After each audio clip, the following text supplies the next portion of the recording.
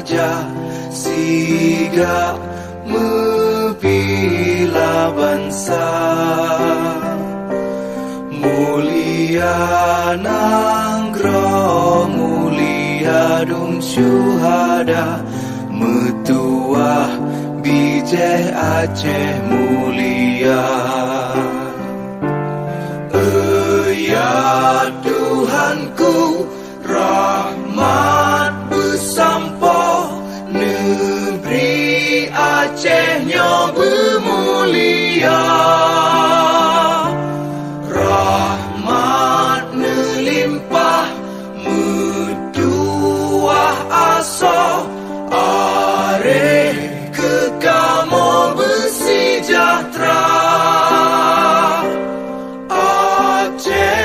Masyhur makmur megah, sabeta jaga Aceh mulia. Bekaden Aceh melimpah bago, bermesaho mesyedara. Besapepakat besabohnya menemat syariat Islam ke hukum bangsa. Ya Tuhanku, rahmat bersampo, negeri.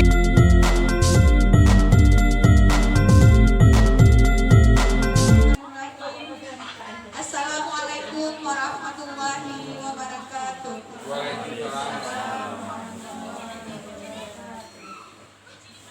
Untuk mengambil berkah pada acara kita pada hari ini, marilah sama-sama kita membacakan surah Al-Fatihah.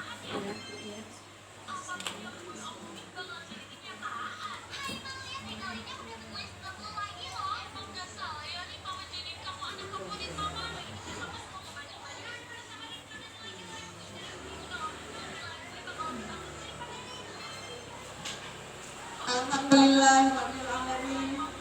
Wassalatu wassalamu ala sayyidina Muhammadin wa ala alihi washabbihi ajmain. Puji syukur marilah sama-sama kita panjatkan kehadirat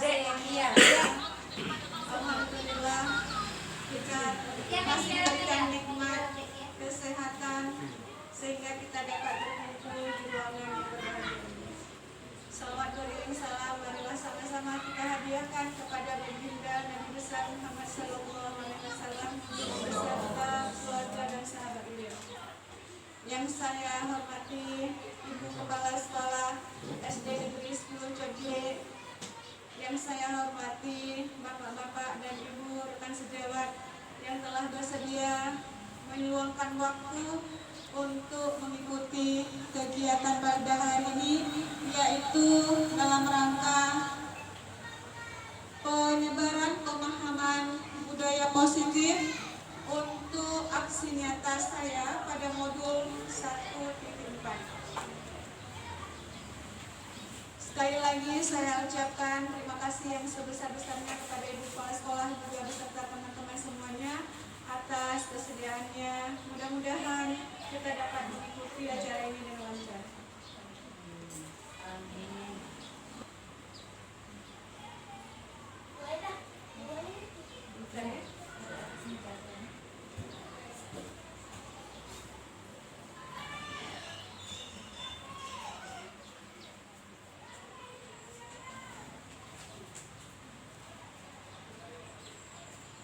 Oke, di sini kita diajak senyum selama 30 detik. Supaya refresh ya.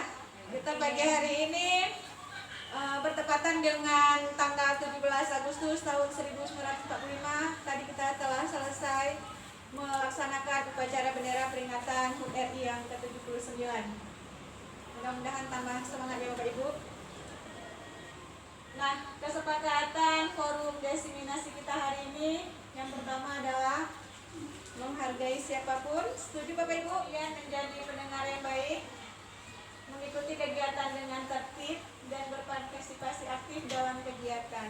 Gimana Bapak Ibu, setuju atau perlu kita tambah atau kita ubah lagi? Setuju. Baik, di sini ada pertanyaan pematik. Hukuman dapat mendisiplinkan anak. Pemberian hukuman dengan hal positif seperti membaca atau membersihkan ruangan sekolah dapat meningkatkan disiplin anak. Pernah kita melakukannya hal seperti ini? Pernah ya. Namun nanti kita dapat mengkaji lagi apakah hal yang sudah kita lakukan itu. Di sini ada teori motivasi perilaku. Yang pertama, untuk menghindari ketidaknyamanan atau hukuman. Apa yang akan terjadi apabila saya tidak melakukannya? Seorang anak ketika kita memberikan ultimatum, kalau kamu nggak kerjakan tugas, kena hukuman gitu ya, misal seperti itu. Itu namanya motivasi eksternal. Berarti seorang anak dia mau disiplin, bertanggung jawab karena ada motivasi eksternal. Menghargai diri sendiri. Saya akan menjadi orang yang seperti apa bila saya melakukannya. Ini adalah motivasi internal atau tujuan dari disiplin positif. Ya. Motivasi internal itu berarti motivasi yang tumbuh dari dalam diri anak. Itu yang terbaik. Jadi saya akan menjadi orang yang paradigma kegiatan kepalan tangan. Ada A dan B, Anda dan teman Anda. Ini kita andaikan, kita dan teman kita ya. Somelah secari kertas kecil, tuliskan benda atau sesuatu yang sangat berharga untuk Anda. Letakkan di salah satu tangan Anda dan genggam benda atau sesuatu tersebut dengan segala daya. Buatlah kepalan. Buatlah sebuah kepalan.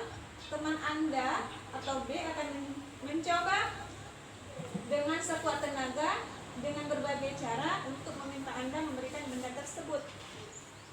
B bisa membujuk, mengancam, menghardik, merayu, menyuap, atau apa saja agar dapat membuka kepalan tangan Anda. Apa yang terjadi?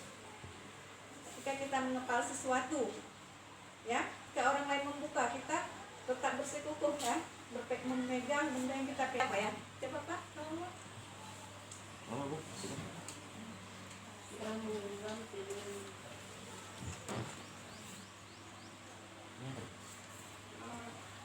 Pendapat Pak, silakan Pak.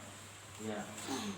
Bismillahirrahmanirrahim. Assalamualaikum warahmatullahi wabarakatuh. Waalaikumsalam warahmatullahi wabarakatuh. Jadi berdasarkan pertanyaan yang diajukan atau dilemparkan kepada kami, maka saya berpendapat bahwasanya untuk dapat membuka kepalan tangan itu berasal dari diri sendiri, berasal dari kekuatan tangan si A.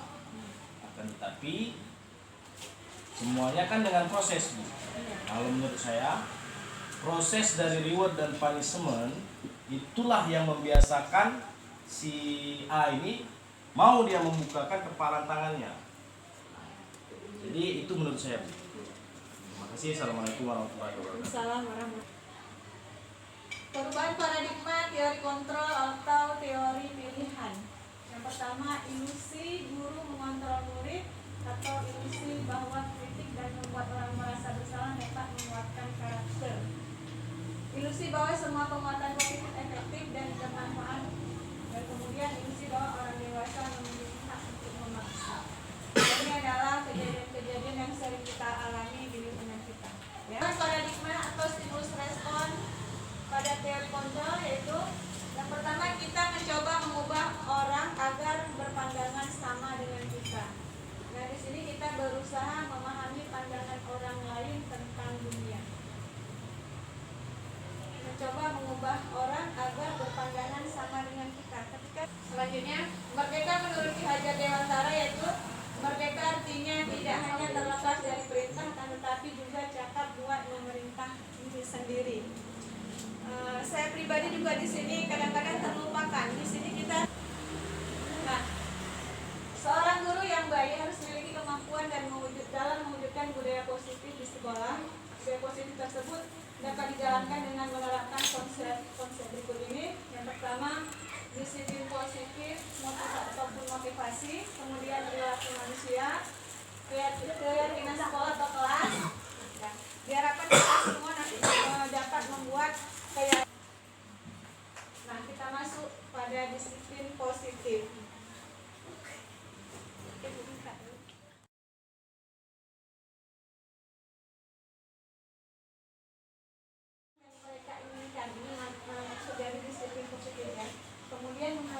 sendiri dengan nilai-nilai yang mereka percaya. Jadi kita lebih berikutnya tentang keyakinan sekolah atau keyakinan kelas. Kalau dulu kita kan selalu membuat ketika kenaikan kelas, ketika mau memulai pembelajaran baru, tata tertib kelas, peraturan kelas. Kalau sekarang lebih ke keyakinan kelas. Ataupun kalau sekolah, tata tertib sekolah kita buatlah keyakinan sekolah. Kalau di kelas bersama anak kita buat keyakinan kelas. Ya. Nah, pada pembuatan keyakinan kelas, guru berperan dalam mewujudkan terbentuknya keyakinan sekolah ataupun kelas dengan adanya kesepakatan antar guru dan murid.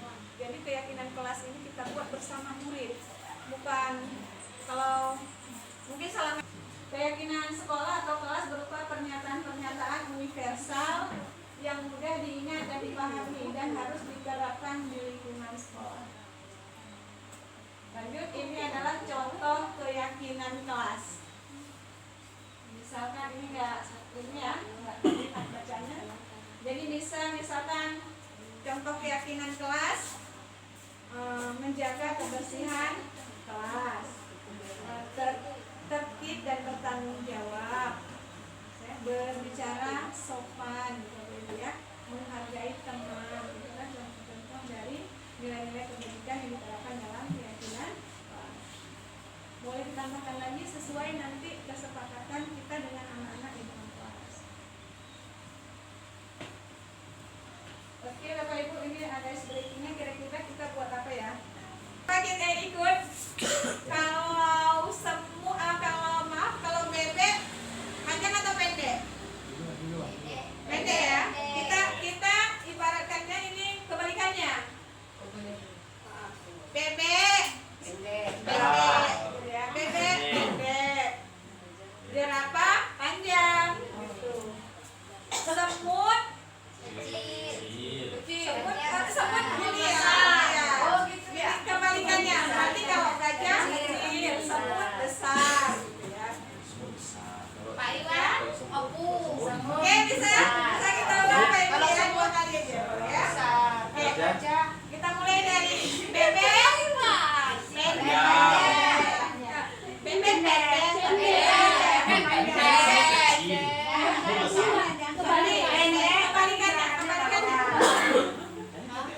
mulai 1, 2, 3. Bebek, jerapah, bebek, ya, bebek pendek, jerapah panjang, gitu. Semut semut ini ya. Ya, kebalikannya, berarti kalau gajah kecil, semut besar, gitu ya. Pak Iwan, opung. Oke, bisa kita ulang Pak Ibu ya, 2 kali aja, ya. Gajah. Kita mulai dari bebek,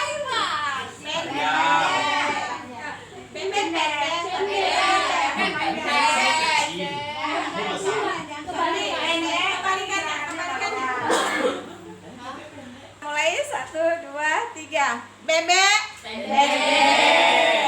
jerapah panjang, gajah besar, semut kecil. Oke, 100 Bapak Ibu. Sampai 2 kali ya berarti ya. Ketika seseorang melakukan suatu perbuatan yang bertentangan dengan nilai-nilai kebajikan atau melanggar, sebenarnya dikarenakan mereka gagal memenuhi dasar mereka. Baik Bapak Ibu, ini adalah hal yang terpenting yang sering kita temui pada anak didik kita. Di sini sama-sama kita belajar. Mungkin Bapak Ibu telah terlebih dahulu memahaminya atau pernah membacanya. Di sini kita hanya untuk mengulang kembali. Mungkin juga menambah ilmu bagi kita yang belum pernah membacanya. Ketika seorang murid melakukan kebutuhan dasar manusia itu ada 5. Yang pertama, kebutuhan bertahan hidup. Yang kedua, kasih sayang dan rasa diterima. Yang ketiga, penguasaan. Yang keempat, kebebasan. Dan yang di sini ada sebuah kasus. Ibu Julaiha, guru wali kelas 9H sedang bingung menghadapi ulang salah satu murid di kelasnya. Ya. Tommy namanya ya. Beberapa anak telah mengeluhkan Tommy yang sering meminta bekal makan siang secara paksa. Anda menghadapi situasi, silakan Bu Maida. Baru ya, boleh. Yang udah punya anak jawab.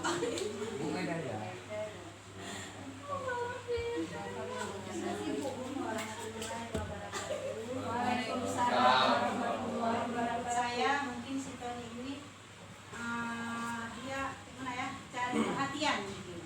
Dia buat kesalahan, selalu buat kesalahan, dia cari perhatian. Mungkin di rumah kurang kasih sayang dari orang tuanya. Mungkin ya, karena selalu dia buat olah, masih ambil makan anak-anak temannya ya. Dia cari perhatian ya, solusinya sebagai ibu kita panggil anak itu, kita pokoknya perhatian kita dia aja butuh perhatian gitu ya. Ketika anak-anak membuat suatu kesalahan, memang ada faktor-faktor penyebabnya.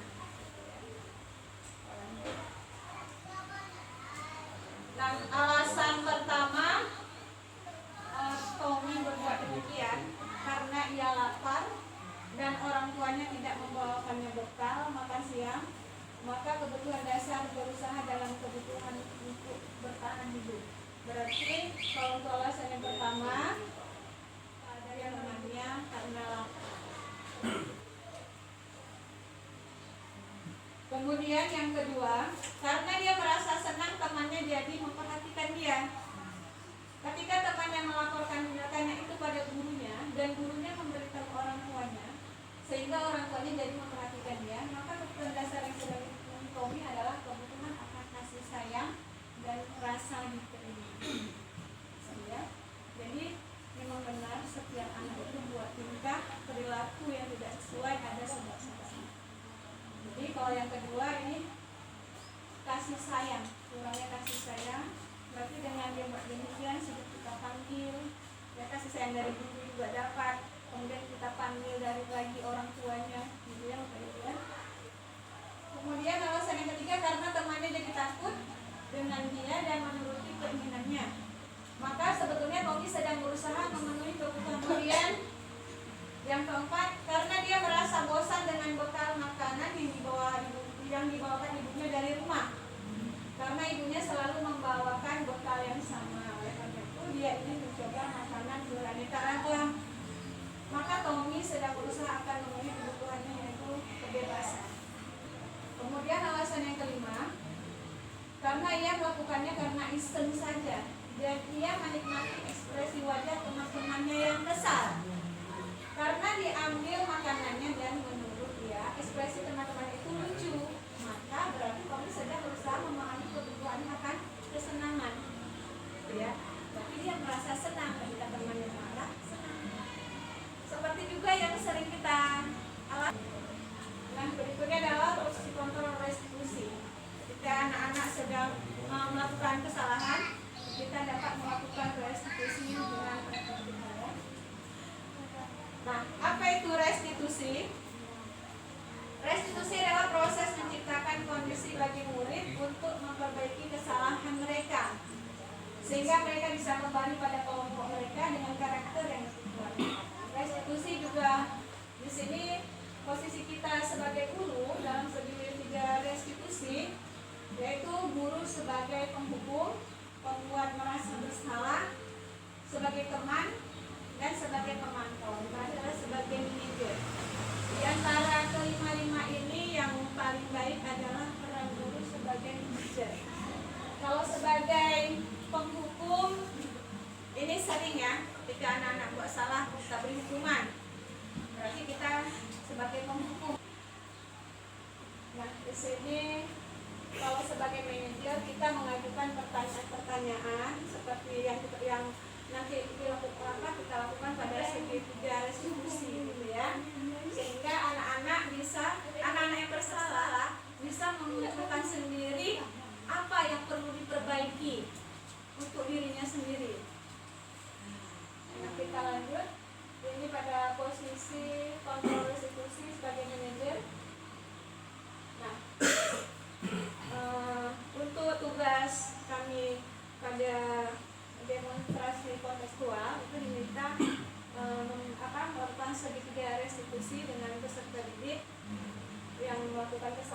sini pada waktu itu hari Senin ya, Senin yang lalu. Di sini menstabilkan identitas, gitu ya. Tahapan dalam strategi 3 restitusi adalah yang pertama menstabilkan identitas, yang kedua validasi tindakan yang salah, dan yang ketiga menanyakan keyakinan. Nah, tahap pertama yang saya lakukan ketika mengambil jihan, menstabilkan identitas, berarti di sini kita tidak langsung menyalahkan anak, tapi menanyakan mengapa pada hari ini dia terlambat, gitu ya, dan menjelaskan bahwa terlambat itu adalah tidak baik, tidak semata-mata langsung menstabilkan identitas. Contohnya berbuat, ini kata-katanya ya bisa kita sampaikan nanti. Berbuat salah itu hal yang manusiawi, tidak ada manusia yang sempurna, ya. Namun kita bisa menyelesaikan.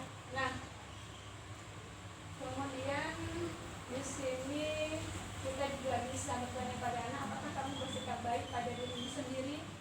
Kalau kita berperilaku seperti itu, apakah kita sudah berbuat baik pada diri kita sendiri? Hal ini memang yang salah.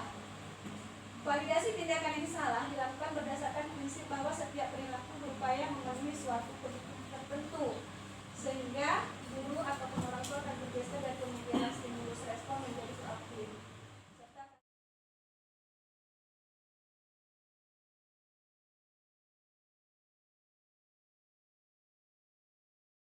Waalaikumsalam warahmatullahi wabarakatuh. Apa kabar Jihan? Baik Bu. Alhamdulillah. Jihan tahu nggak hari ini ibu panggil kemari? Tahu nggak kenapa? Nggak tahu Bu. Nggak tahu ya. Pagi-pagi saat upacara bendera, Jihan datangnya jam berapa? 10 menit lebih telat dari jam 10 menit terlambat dari jam. Kita masuknya jam berapa? jam 7.30 Bu. 30, berarti telat 10 menit ya. Kalau terlambat datang ke sekolah, menurut dia itu bagus atau tidak? Tidak. Tidak ya. Jadi di sini ibu bukan mau mencari mana yang salah, mana yang benar. Ibu ingin memberikan solusi untuk masalah yang dia hadapi, karena setiap orang memang tentunya pernah berbuat salah, gitu ya. Jihan telat berangkat ke sekolah tentunya kan ada alasannya ya. Kira-kira apa alasannya kenapa Jihan telat hari ini? Saya memang telat dari biasanya Bu, sama saya membantu orang tua pekerjaan rumah. Kalau terlambat datang ke sekolah itu ada melanggar keyakinan kelas yang setelah kita buat atau tidak? Ya, Nilai apa itu yang kita melanggarkan? nilai Kedisiplinan ya. Iya. Berarti telah melanggar keyakinan kelas kita tentang datang tepat waktu. Berarti tidak disiplin gitu ya kalau datang terlambat. Nah, setiap orang tentunya ingin menjadi pribadi yang baik dan disiplin gitu ya, lebih lagi. Jadi untuk kedepannya solusinya bagaimana supaya Jihan dapat datang tepat waktu? bangun lebih awal. Bangun lebih awal. Terus lagi Bangun lebih awal dan di sekolahnya itu Bu dengan waktu yang tepat. bangun waktu yang tepat. Kira-kira apa yang bisa membantu Jihan untuk bangunnya cepat? Alarm sama kalau bisa orang tua. Kan memasang alarm ya, kemudian minta tolong sama mama juga sudah dibangun lebih awal gitu ya. Mudah-mudahan Jihan bisa menjadi anak yang lebih baik di rumah juga, bangunnya bisa cepat, bisa juga menyediakan waktu membantu orang tua, kemudian bisa menaati keyakinan kelas kita datangnya lebih awal ya. Semoga yang lebih baik lagi ke depannya ya. Oke, selamat Jihan, terima kasih.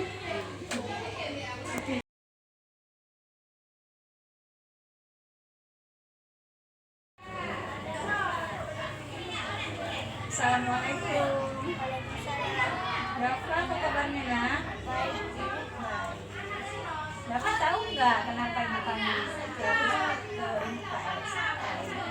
Membuang sampah sembarangan. Membuang sampah sembarangan. Menurut Dafa, membuang sampah sembarangan baik atau tidak? Tidak.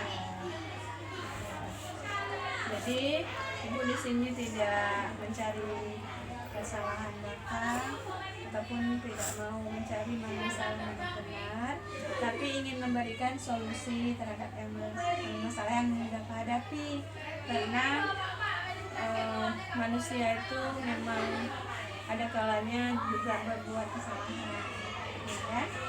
Nah, tapi kita berusaha untuk memperbaiki kesalahan kita. Ini betul salah yang kita laksanakan lagi, ya.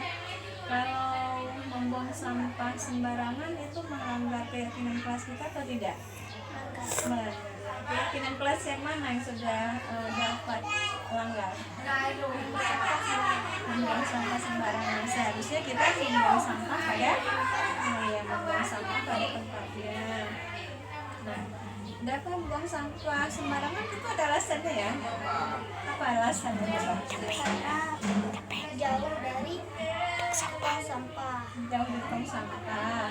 Berarti tadi ketika bermain dapat sambil keluar main beli jajan, dia sambil bermain makan jajan, membuang sampah jauh gitu ya tong sampahnya. Nah, untuk memperbaiki keadaan ini kira-kira bagaimana untuk kedepannya? Kedepannya akan membuang sampah pada tempatnya, memperbaiki kesalahan. Iya, baik sekali ya. Jadi untuk kedepannya, kalaupun memang berada jauh dari tong sampah, berusaha untuk membuang sampah tetap pada tempatnya. Baik, terima kasih Dafa. Mudah-mudahan kedepannya Dafa lebih bertanggung jawab, ya kan, menjaga kebersihan lingkungan sekolah. Baik, terima kasih. Jangan ulang lagi ya. Oke, semangat. Kita akan lebih mengenali dan mengakui kebutuhan anak, ya. Di sini pada validasi tindakan bisa waktu ketika kita memanggil anak bisa kita sampaikan beberapa hal, diantaranya kamu bisa saja kan melakukan hal yang lebih buruk tapi kamu tidak melakukannya. Ketika dia marah mungkin hanya mengumpulkan tangan atau memukul meja, bisa jadi lebih dari itu yang bilang. Jadi kalau pada Jihan tadi ketika saya tanyakan, Jihan tentunya punya alasan melambat, kan? Dia bilang, saya yang pertama telat bangun, yang kedua saya membantu ibu saya. Ya, ini pada validasi tindakan, ya. Nah, kemudian yang ketiga menanyakan keyakinan. Menanyakan keyakinan berarti untuk memperbaiki keadaan anak-anak kita gali apa ya? Nah, ini dia ya. Nah, ada menanyakan keyakinan, ya. Apa yang kamu rasakan ketika kamu melakukan hal itu ataupun kamu menjadi orang yang seperti apa? Berarti ketika kita tanyakan pasti anak-anak itu menjawabnya menjadi orang. Ya, ini ada refleksi. Kira-kira hal baru apa yang mengubah paradigma saya yang saya dapatkan pada hari ini, Bapak Ibu? Kalau sebelumnya kita memanggil anak yang bersalah dengan memberikan hukuman, penyelesaiannya mungkin hari ini kita bisa berpikir baik. Terima kasih Bapak Ibu. Mungkin ada yang ingin ditanyakan sebelum kita tutup sesi diskusi kita. Sebelum saya mengakhiri kegiatan ini, saya mengucapkan terima kasih yang sebesar-besarnya kepada kepala sekolah beserta teman-teman sekalian.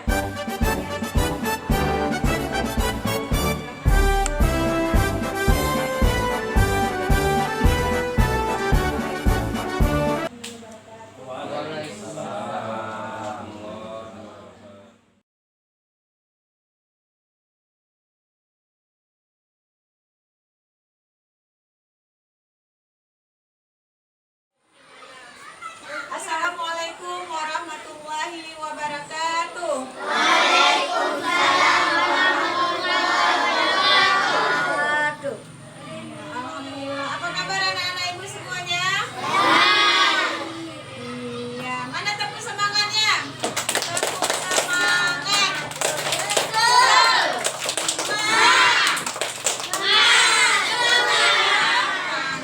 Baik, terima kasih. Jadi untuk hari ini anak-anak kita akan membuat suatu kesepakatan, ya, atau keyakinan kelas kelas yang berhubungan dengan disiplin positif. Karena apa? Seperti yang anak-anak perhatikan kemarin, kelas kita masih belum rapi. Masih ada teman-teman kamu yang membuang sampah tidak pada tempatnya. Enak dipandang nggak kalau kelasnya kotor? Tidak. Kemudian ada yang tidak tertib mengumpulkan tugas. Bagus atau tidak? Tidak. Ada di sini yang pernah datang terlambat? Ada. Bagus atau tidak? Iya.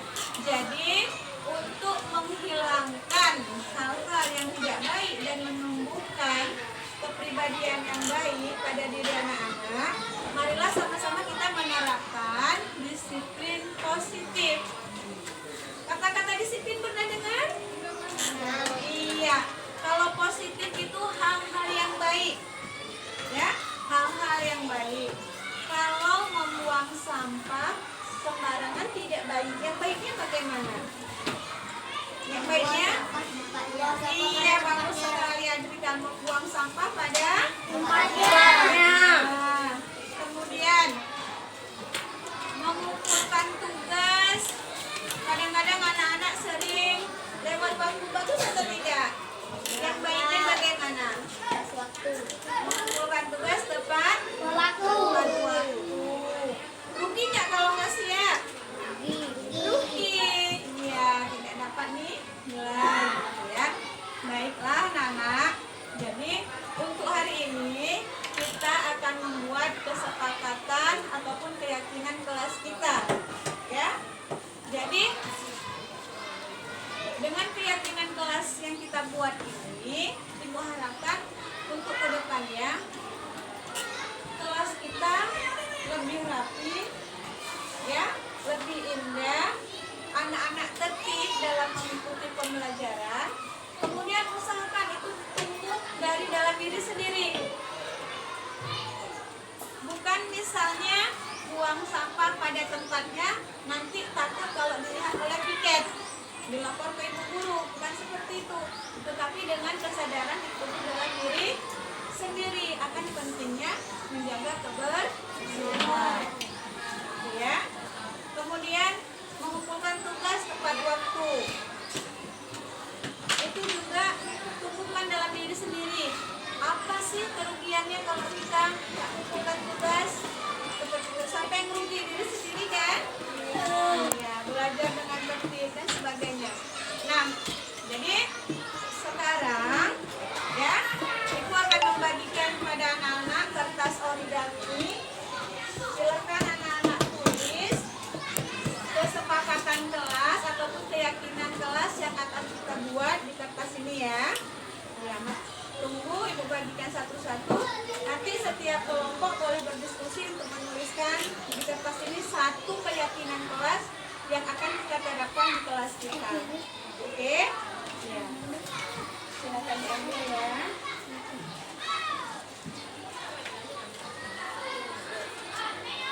Ya, silakan ditulis.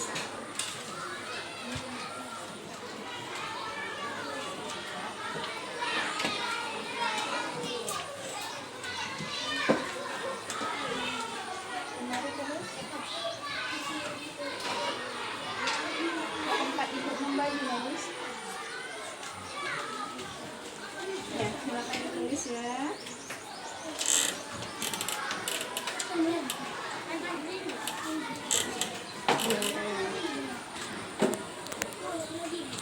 Satu lagi ya? Iya, ya.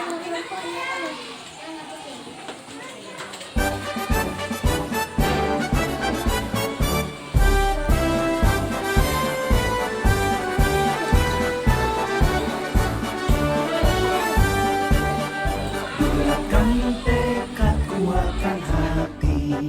Negeri ini memanggilmu kawan. Belajar bergerak berpadu untuk negeri. Dulu penggerak maju berbanding.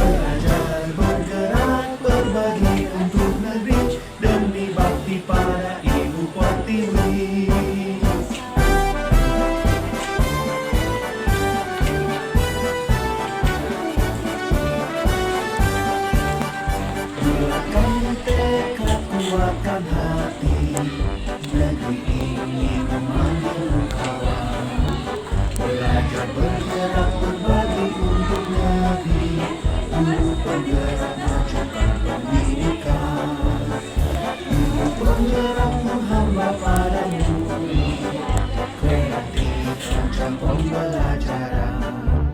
Hargai potensi, tingkatkan prestasi, lahirkan profil pelajar Pancasila. Belajar bergerak berbagi untuk negeri, kita menjalin kolaborasi. Belajar bergerak berbagi untuk negeri, demi bakti pada ibu pertiwi. Belajar bergerak berbagi untuk negeri, kita menjalin kolaborasi. Belajar bergerak berbagi untuk